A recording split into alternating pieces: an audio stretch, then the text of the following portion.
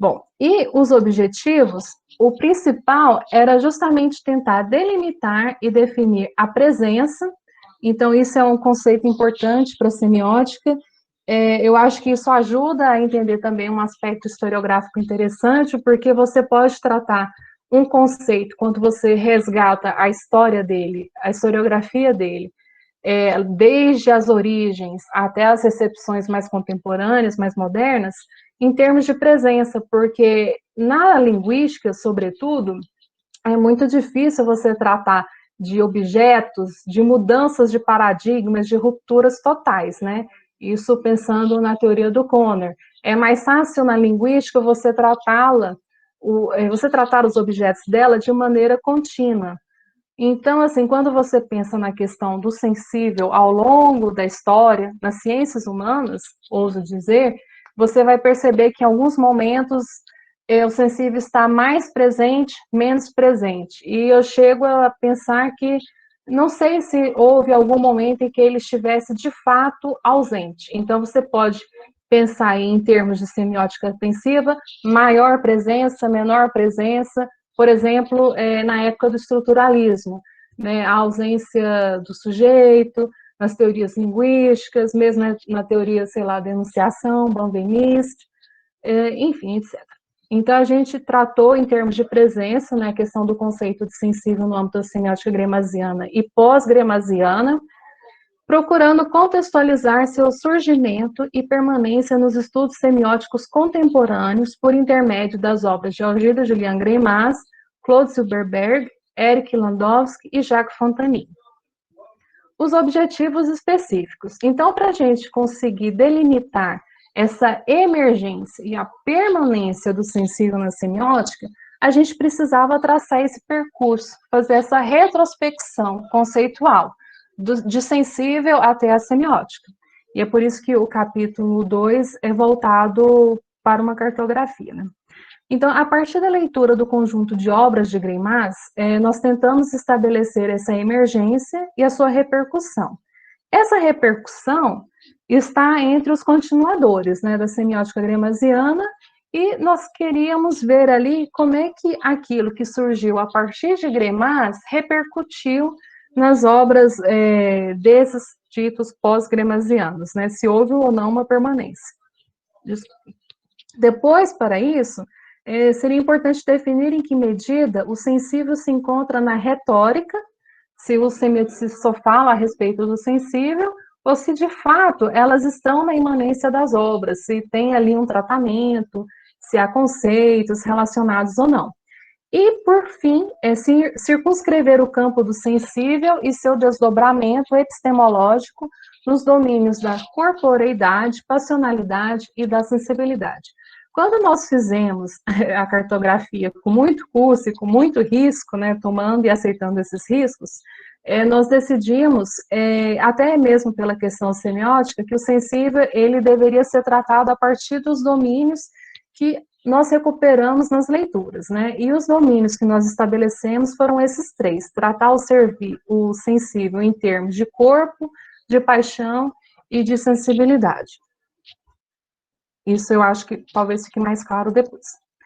A metodologia. Então, partindo do campo da historiografia, e aqui tem alguns nomes que vocês já conhecem, nós trabalhamos com a teoria do Conner, né, para tratar justamente da imanência, da contextualização, a imanência mesmo das leituras, para recuperar ali a figuratividade, a partir das figuras, a isotopia dessas obras e estabelecer esses lexemas que são mais recorrentes, a adequação, que eu acho que é mais importante a adequação que o Conner estabelece a partir do momento que você estuda uma teoria muito antiga, e ali você precisa fazer adaptações dos termos para os leitores mais modernos. E a questão da influência, que normalmente na historiografia é um tema assim, muito recorrente.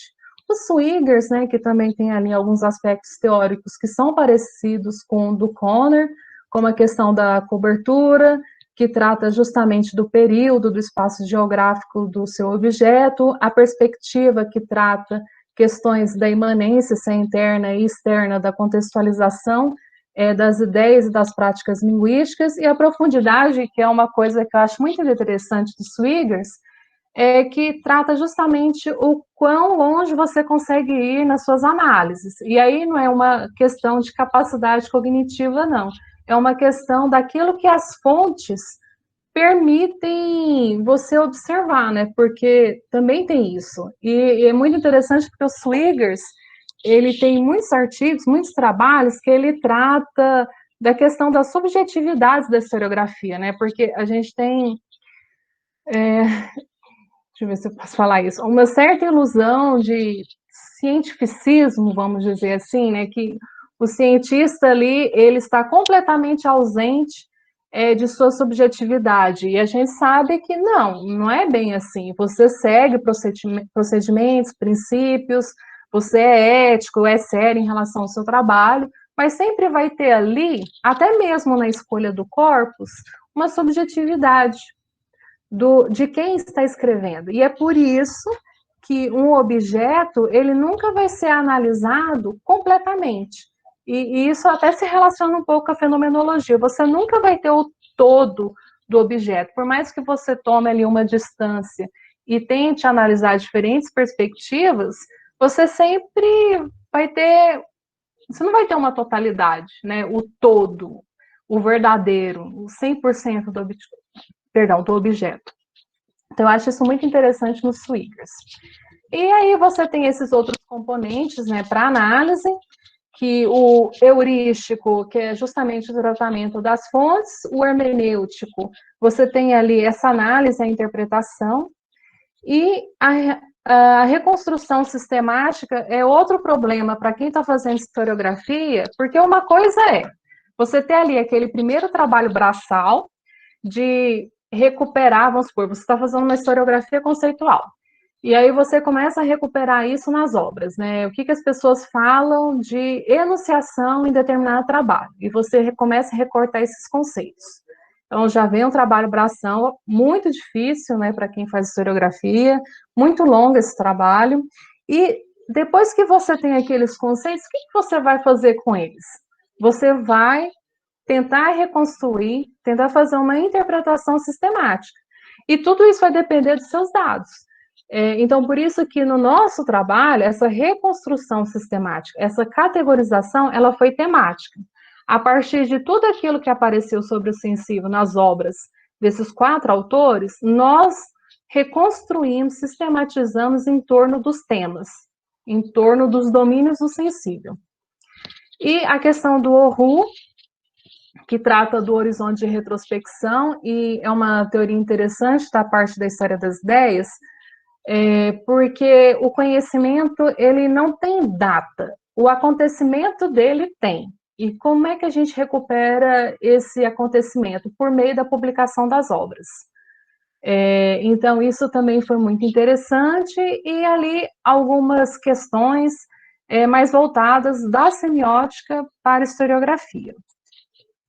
Bom, a questão da historiografia e semiótica, eu já havia falado antes a respeito do próprio Jean, né, que foi meu orientador, como ele tem semiotizado a historiografia a partir daquilo que é pedido, né? Porque quando você tem ali o seu corpus, o seu material, você precisa pensar a metodologia, como que você vai analisar aquele objeto recortado.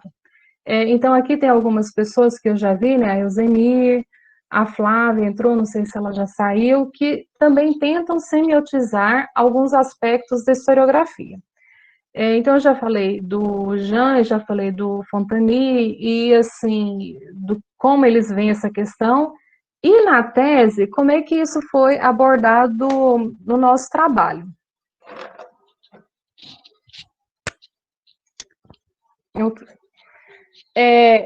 Retomando a questão do problema da influência, porque a gente queria saber como que as obras de Greimas repercutiram nas teorias de Fontani, de Silberberg e de Landowski, porque eles pertenciam ao mesmo grupo de pesquisa, nós ficamos pensando muito a respeito de como dar um tratamento, um melhor tratamento, acabamento para a questão da influência.